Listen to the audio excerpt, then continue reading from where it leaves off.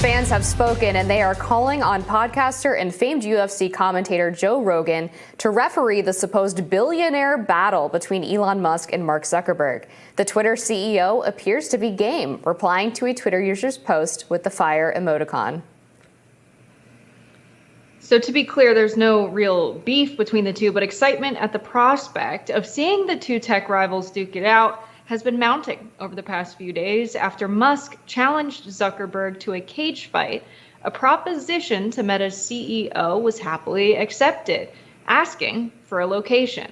But regardless of if they actually both square up, both of these bosses have played it up on social media, taking jabs at each other, further fueling the fans. So Zuckerberg, Amber, has some jiu-jitsu training. He's 5'7" and 154 pounds.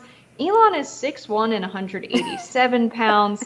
I am all for this. I would love to watch this go down.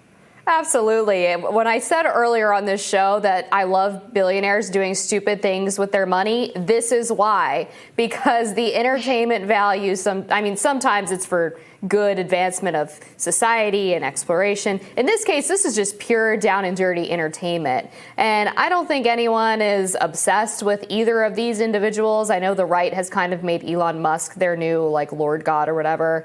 I'm not in that camp. I like what the guy's done for Twitter, but I wouldn't say I'm his biggest fan in the world. He's got some positions on humanism that I find kind of distasteful. But to see two big tech CEOs go at each other and do it in a physical fight, I think is hysterical. It's going to be incredible. To your point about their weight class differences, I would find it very, very shocking if Mark Zuckerberg had an iota of a chance in this matchup.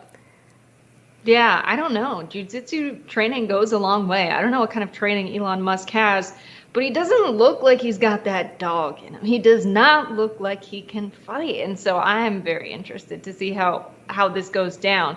Men used to duel to the death for honor. And so I don't know how much they're going to let them really go at each other, given that neither of them have proper training. It would be very unfortunate for there to be a lot of hype for this and for them to abide by rules that are a little bit more strict or protective than the typical cage match. But I'm very excited to see it. I think it says a lot about our society that Conor McGregor is the highest paid athlete. We really like fighting.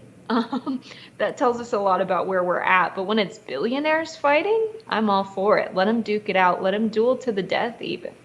Yeah, I mean, physical fights are kind of a working class tradition. That was how men used to settle their disputes. Well, I guess it was an elite tradition back when it was dueling. But bar fights are obviously a long tradition working in lower middle class communities. And so I don't have a problem with necessarily settling disputes by getting physical in a controlled environment. The problem with bar fights is that they can often lead to death due to one errant thrown punch or a bottle to the head. So this seems like a better way of getting out that aggression, but in a way that is controlled and perhaps mostly safe.